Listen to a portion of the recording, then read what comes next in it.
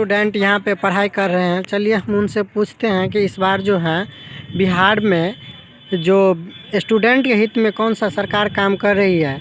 हम उन सब से इस स्टूडेंट सबसे पूछते हैं जो ग्रुप बना करके कहीं बैठ के पढ़ते रहते हैं और ये सब जो बेरोज़गारी का झेल रहे हैं मार ये सबसे पूछते हैं जो इनके लिए कौन सी सरकार अच्छा है। जो अभी हाल ही में नीतीश कुमार जो पलट गए हैं वो अच्छे हैं या इससे पहले तेजस्वी के साथ थे उस टाइम अच्छे थे, या अभी जो है आए हैं बीजेपी के साथ अब अच्छे हैं।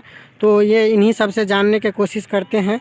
चलिए हम पूछते हैं। बताइए कि अभी जो मौजूदा सरकार है वो अच्छे हैं कि इससे पहले जो बिहार के लिए विकास जो आरजेडी के साथ हुआ या भाजपा के साथ हो रहे थे, आप बताइए कुछ। भाजपा के साथ तो कोई विकास नहीं हुआ है।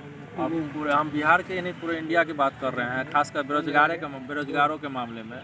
हम लोग शिक्षार्थी है और अभी प्रशिक्षु है, डाइट डीएलएड कॉलेज में बैठे हुए हैं घोघडिया में।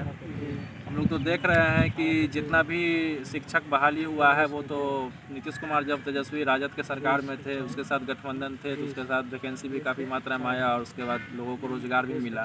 सिर्फ बिहार के लोगों को ही नहीं, हमारे आसपास के अलग अलग जैसे यूपी हो गया, झारखंड हो गया, पश्चिम बंगाल हो गया, अदर स्टेट के लोगों को भी, प्रशिक्षुओं को ये जो है बिहार में रोज़गार मिला है। लेकिन जब से भाजपा के साथ सरकार बनी है तब से बस एक जुमला है कि हम 3.0 को मार्च में दे रहे हैं। हालांकि वो चुनावी मुद्दा की वजह से जो है वो बहाली देने जा रही है, लेकिन ये सोच तेजस्वी का ही था ये।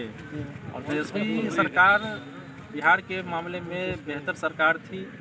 बीजेपी की मंशा सही नहीं है, बीजेपी का मंशा है ही नहीं सरकारी नौकरी देने का। जहाँ तक कि है उसकी मंशा है कि सरकारी नौकरी को और कम कर दिया जाए, सरकारी नौकरी को उठा दिया जाए। जिस तरह से रेलवे में अभी देख रहे हैं कि अभी हाल में ही loco pilot, assistant loco pilot का जो है डाटा लगभग 17,000 अप्रोक्स है, खाली है मतलब कि। लेकिन उसके बावजूद जो है 5,696 वैकेंसी ही दिया गया है। और ये जो है ये सरकारी नौकरी देने की मंशा नहीं है। बीजेपी की सरकार से हम लोग खुश नहीं है और हम चाह रहे हैं कि हमारे बिहार में इस बार बीजेपी की सरकार ना हो, उसी में बेहतर है बिहार के भी और पूरे भारत के लिए भी बीजेपी।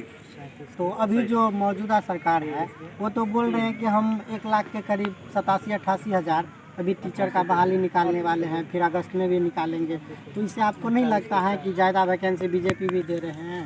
नहीं, बीजेपी ठीक वैकेंसी, ये सोच वैकेंसी की सोच जो है बिहार में, ये तो तेजस्वी की सोच थी। और तेजस्वी ने ही नीतीश जी को कहा कि ये शिक्षक का ये बेरोजगार है, बिहार में इतना बेरोजगारी है, इतना अशिक्षा है, इससे अच्छा है कि तो ठीक है। लेकिन इस सोच को जब नीतीश कुमार इससे जो है बीपीएससी टी 1.0 और टी 2.0 में काफ़ी शिक्षकों की नियुक्ति हुई बिहार में, ये तो तेजस्वी की सरकार में थी।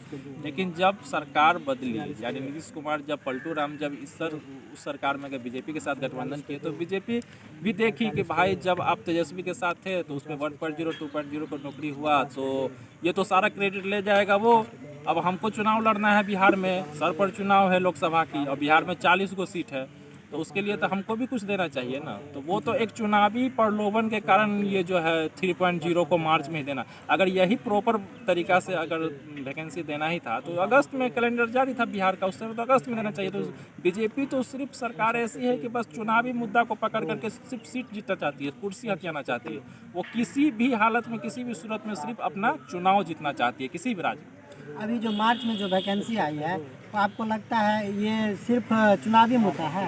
हाँ बिल्कुल, ये चुनावी मुद्दा ही है, क्योंकि कैलेंडर में यहाँ तो साफ बिहार में देखा गया है कि कैलेंडर जारी हो गया और अगस्त में 3.0 होने वाला था, उसको मार्च में लेने की क्या आवश्यकता पड़ गई। अभी तो शिक्षक की बहाली हुई है। तो अगर मार्च में नहीं देगा वैकेंसी तो आप लोग वोट नहीं ना दीजिएगा उनको? हम लोग तो वोट नहीं देंगे क्योंकि हम लोग तो प्रशिक्षु है, हम लोग को मौका भी नहीं मिल रहा है 3.0 में मार्च में वैकेंसी में, तो हम लोग तो भाजपा को वोट नहीं देंगे। तो ये सही बोल रहे हैं कि मतलब एकदम वहाँ जा करके और कुछ हो जाएगा? ऐसा नहीं, बिल्कुल ऐसा नहीं है। हम आपको कह रहे हैं कि हम इस सरकार का विरोध है और इसका नीति से विरोध है, क्योंकि हम लोग शिक्षित बेरोजगार है और शिक्षित बेरोजगार कभी भी किस बेरोजगारी है तो सिर्फ सरकार की वजह से ही हम लोग आज बेरोजगार हैं।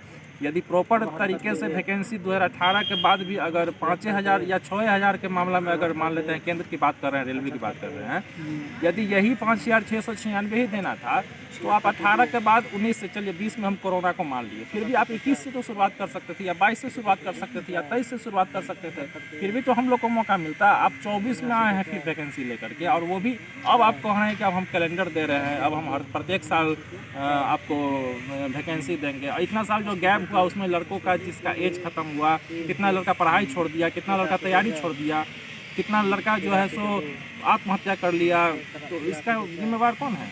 सरकार है। हाँ, इसका जिम्मेवार तो सरकारें हैं। इतना जो पटना में आंदोलन हुआ उसका कोई असर नहीं पड़ा आज के भाजपा सरकार पे। कोई सुनवाई नहीं है इस सरकार पर। इस सरकार के कान पर जू रेंगने वाली नहीं है। ये तानाशाही सरकार है। इसके रवैये से तो लग ही रहा है कि ये तानाशाही सरकार है, क्योंकि लड़कों को अपना शांतिपूर्ण तरीका से पटना में लड़का सिर्फ अपना मांग रख रहे थे। उसको धरना भी नहीं कहा जा सकता, क्योंकि किसी को कोई चीज़ का बाधा नहीं, कोई तोड़फोड़ नहीं, किसी सरकारी संपत्ति को कोई नुकसान नहीं।